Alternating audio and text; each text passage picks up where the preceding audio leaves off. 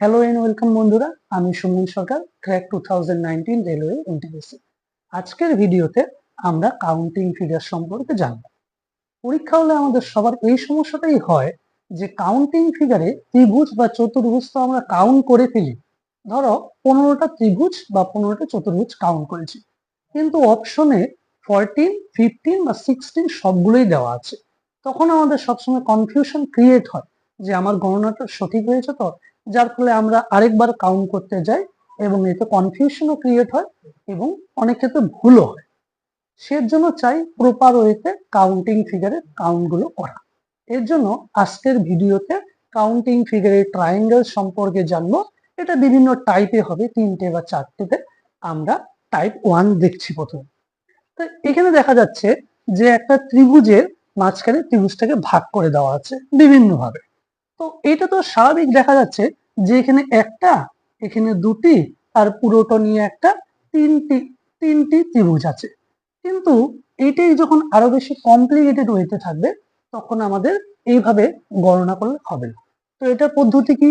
এই যে horizontal base, এই যে হরাইজন্টাল বেসের মধ্যে যতগুলো ঘর থাকবে আমরা পরপর লিখে নেব 1, 2। এরপরে আমরা কি করব? এগুলোকে যোগ করে নেব 1 + 2। কয়টা হচ্ছে? 3টে।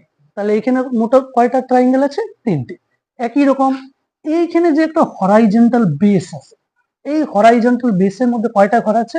একটা, দুটা, তিনটা, চারটা। এরপরে কি করব? এগুলোকে যোগ করব। তাহলে কি 1 + 2 + 3 + 4, তাহলে কয়টা হচ্ছে টোটাল? 10টি। তাহলে এখানে কয়টা ট্রায়াঙ্গেল আছে? 10টি। একই রকম এখানে দেখো, মানে ফিগার গুলো কিন্তু আস্তে আস্তে একটু কমপ্লিকেটেড হচ্ছে। এখানে এখানে কিন্তু দুটো হরাইজন্টাল বেস, একটা এখানে একটা হরাইজন্টাল বেস, একটা এখানে হরাইজন্টাল বেস। ঘাবড়ানোর কিছু নেই। এখানে 1, 2, 3, তাহলে এখানে কয়টা হচ্ছে? 1 + 2 + 3, টোটাল কয়টা? এখানে হচ্ছে 6টা। আবার এখানে 1, 2, 3, এখানে কয়টা হচ্ছে? 6টা। তাহলে এখানে কয়টা আছে? এই হরাইজন্টাল বেসে 6টা, এখানে 6টা, তাহলে টোটাল কয়টা হচ্ছে? 6 + 6 = 12টি। এবার এই ফিগারটায় দেখো, এখানে হরাইজন্টাল বেস এটা তো ফুল আছে, কিন্তু এখানে ফুল নেই, কিছুটা আছে। তাহলে এটা কোনো ব্যাপার না। 1, 2, 3, 4, তাহলে এই হরাইজন্টাল বেসে কি 4টা আছে, তাহলে 1 + 2 + 3 + 4, টোটাল কয়টা হচ্ছে? 7, 9 আর একে 10। এইখানে আবার একটা হরাইজন্টাল বেস আছে, এই হরাইজন্টাল বেসের মধ্যে কয়টা ঘর আছে? 1, 2, তাহলে কত হচ্ছে? 1 + 2 মানে কত? 3। তাহলে এখানে কয়টা পারলো? 3টা পাওয়া গেল। আর এখানে কয়টা? 10টা পাওয়া গেল। তার টোটাল কয়টা হলো? 13টি হলো অ্যান্সার। বাস, এরপরে চলে যাচ্ছি আমরা আমাদের নেক্সট টাইপে। আমরা এখানে কি দেখছি? একটা স্কোয়ারের মাঝে ডায়াগোনাল বেসিস, কর্ণ বেসিসে এখানে ভাগ করে দেওয়া আছে, আর এখানে কতগুলা ট্রায়াঙ্গেল আছে সেগুলো গণনা করতে বলছে। তো এটা যদি আমরা এমনি মৌখিক ভাবে গণনা করতে যাই, তাহলে এখানে কি দেখবো? একটা ট্রায়াঙ্গেল, দুইটা ট্রায়াঙ্গেল, তিনটা, চারটা। আবার এই দিক দিয়ে একটা ট্রায়াঙ্গেল আছে, এটা হচ্ছে 5টা। এখানে একটা আছে 6টা, ঠিক আছে। এখানে একটা আছে 7টা, আর এখানে আছে একটা 8টা। তো এই ছোট একটা ফিগারে 8টা ট্রায়াঙ্গেল আছে, কিন্তু এটা হয়তো আমরা হলো 8টা দেখে আমরা গুনে ফেলতে পারলাম, কিন্তু এটা যখন আরো কমপ্লিকেটেড হয়ে যাবে তখন কিন্তু আমাদের আর এগুলো ধরে ধরে ট্রায়াঙ্গেল গুলা গোনা সম্ভব না। তো এইখানে পদ্ধতিটা হলো, এখানে জয়টার ঘর থাকবে, আমাদের কি করতে হবে? নাম্বারিং করতে হবে 1, 2, 3, 4। এরপরে আমরা কি করব? 4 × 2, ঠিক আছে। কয়টা হবে? 8টা। তাহলে কি করব? যতগুলো ঘর থাকবে ততগুলো কি আমরা কি করব? নাম্বারিং করব, আর এগুলো 2 দিয়ে গুণ করে কয়টা হয়ে গেল? 8টা। একই রকম ভাবে এখানে কয়টা ঘর আছে ভিতরে?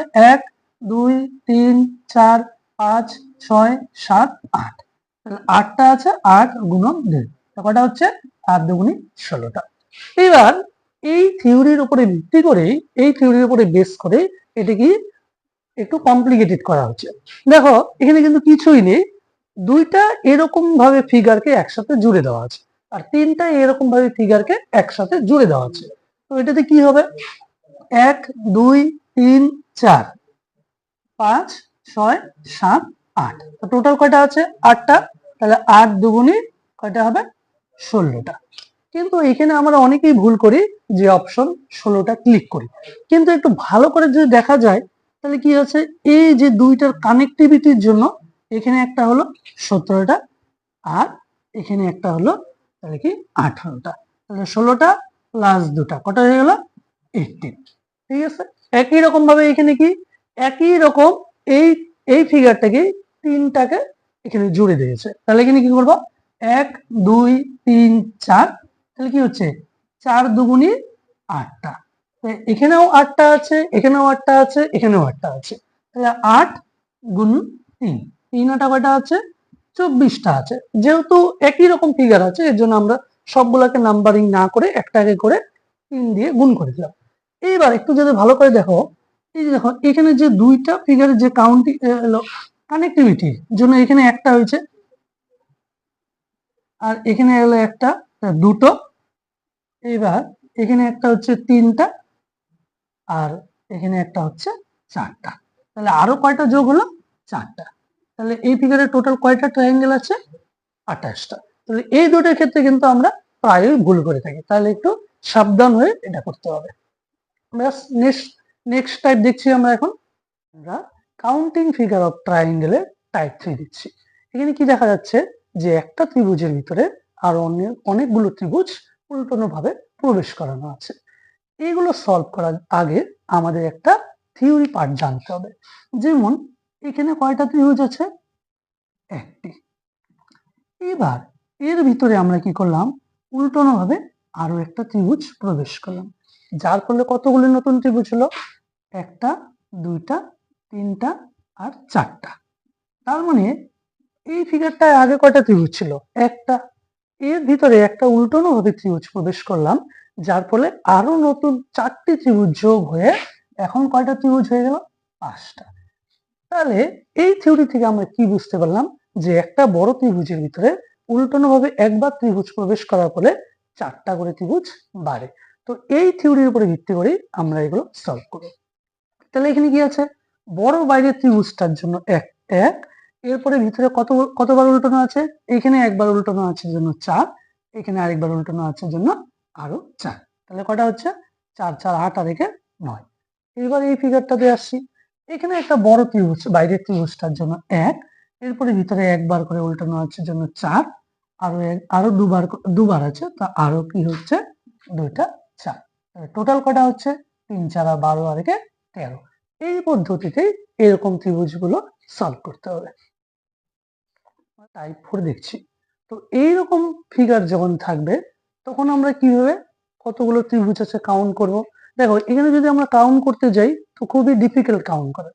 তো এখানে আমরা প্রথমে দেখব যে কতগুলো বেস আছে।